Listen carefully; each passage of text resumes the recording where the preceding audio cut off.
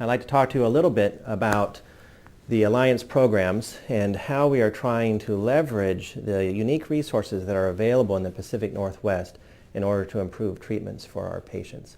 And again, I'd like to emphasize that it doesn't really matter to me where these resources are. What matters to me is that we are bringing resources to bear focused on this disease to help these patients. So I'll give you again some examples. There is a biotechnology company here in town named Axiom Biosciences.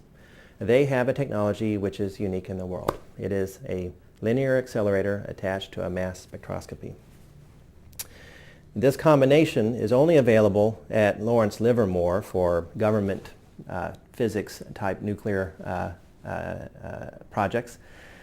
What we have right here in Seattle is Axiom Biosciences, which has the same technology, but it's available to patients or to doctors who are interested in learning how to apply this technology to improve treatments for patients.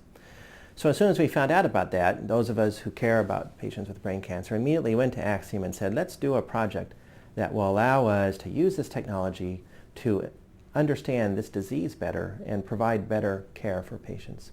And it is through those discussions that we were able to write a grant that was funded by the federal government to support this initiative, which will be immediately translated into better care for patients here in the Pacific Northwest.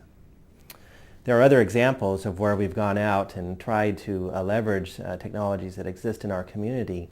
Sometimes those technologies are in Seattle, sometimes they're in Everett, sometimes they're in Spokane, sometimes they are technologies that have to do with science, sometimes they're technologies that have to do with better communication amongst doctors, sometimes they're as simple as a technology that allows a patient to get from one appointment to the other with minimal interference. But the bottom line is that all of them, when they are focused on the patient, improve quality of life, decrease the burden of suffering associated with this disease, and in the end, I believe they will improve outcomes.